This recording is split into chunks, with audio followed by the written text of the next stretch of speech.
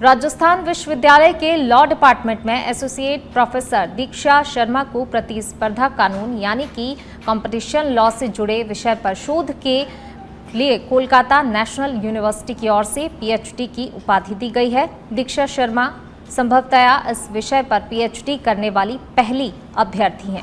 आइए जानते हैं क्या है प्रतिस्पर्धा कानून।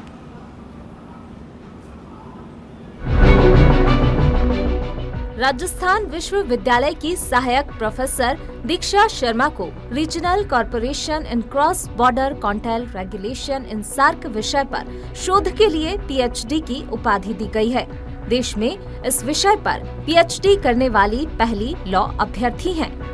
देश और दुनिया में आर्बिट्रेशन के बाद बढ़ते प्रतिस्पर्धा कानून का ही ये एक पार्ट है, जिसके तहत बाजार की बड़ी शक्तियों द्वारा आम जनता से जुड़े उत्पादों की अपने अनुसार दाम तय करने पर लगाम लगाई जाती है। दीक्षा शर्मा ने इस कानून के अंतर्राष्ट्रीय स्तर पर भारत के साथ प्रभाव को लेकर रिसर्च किया है।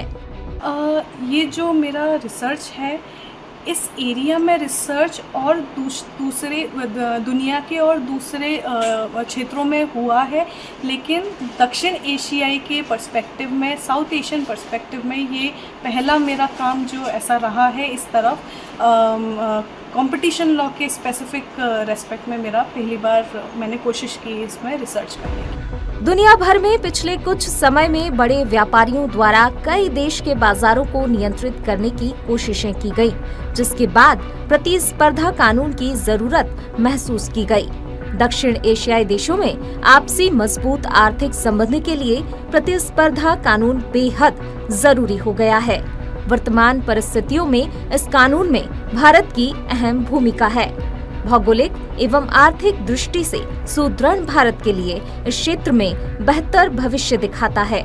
वही देश में इस कानून के जानकारों की मांग भी बढ़ रही है, जिसके चलते राजस्थान विश्वविद्यालय के लॉ डिपार्टमेंट अपने स्टूडेंट के लिए एक विषय के रूप में इसे शामिल किया गया है।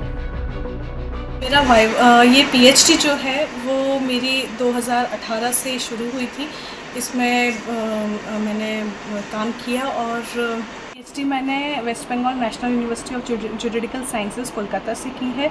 इसमें मुझे 7 साल का समय लगा और रिसर्च वर्क जो होता है उससे सोसाइटी को बहुत फ़ायदा मिलता है। हम कई ऐसी चीज़ें, ऐसे पहलुओं जो टच नहीं होती है, उस पर हम लोग उसमें रिसर्च करके उनको एक फ़ायदा देते हैं कि हमारे पास में ऑप्शंस खुल जाते हैं कि कैसे सोसाइटी के ग्रीवियंस को कम किया जाए। तो मेरा इस बारे में यही